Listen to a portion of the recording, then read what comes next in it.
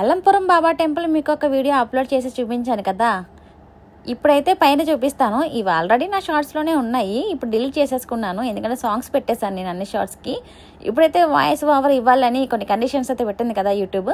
ఇప్పుడు మీకు పైన ఏమేమి ఉన్నాయో మళ్ళీ ఒకసారి చూపిస్తాను. ఆ వీడియోస్ అన్ని డిలీట్ చేసేసుకున్నాను. పైన చూసారు కదా, శేషపానుపు మీద బాబా గారిని శయనించేటట్టు చేస్తున్నారు ఇక్కడ పెట్టి. జ్ఞానమందిరం కూడా చూపిస్తున్నానండి, చూడండి.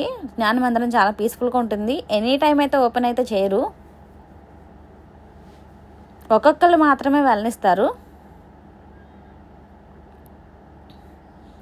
ఇంకా చాలా విగ్రహాలు ఉంటాయి, ఒక్కొక్కటి చూపిస్తాను, చూసేయండి.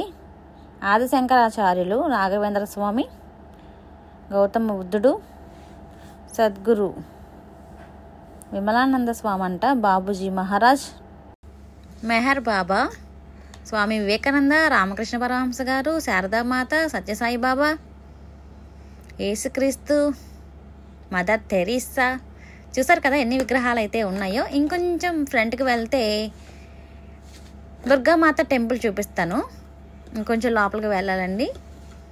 దుర్గామాత టెంపుల్ నిజంగా చూడాల్సిన టెంపుల్. లోపల దుర్గమ్మ తల్లి కూర్చున్నట్టే ఉంటుంది. చూడండి ఎంత బాగుందో అమ్మవారు. నైట్ టైం వ్యూలో ఎంత బాగా మెరిసిపోతుందో చూసారు కదా. కృష్ణుడిది మొన్న డే టైం తీసాను కదా, అంత లుక్ లేదని చెప్పాను కదా అప్పుడు వీడియోలో. ఇప్పుడు చూడండి నైట్ టైం వల్ల ఎంత లుక్గా ఉందో.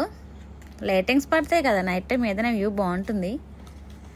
వాటర్ కూడా ఉన్నాయి. ఇప్పుడు మనం తీసిన దాంట్లో వాటర్ లేవు. అద్దల మేడ లోపల చూడండి ఎంత బాగుంటుందో. అద్దల మేడ చాలా ఫేమస్ అల్లంపురం బాబా టెంపుల్కి. చూడండి ఎటు చూసినా బాబా గారే కనిపిస్తున్నారు.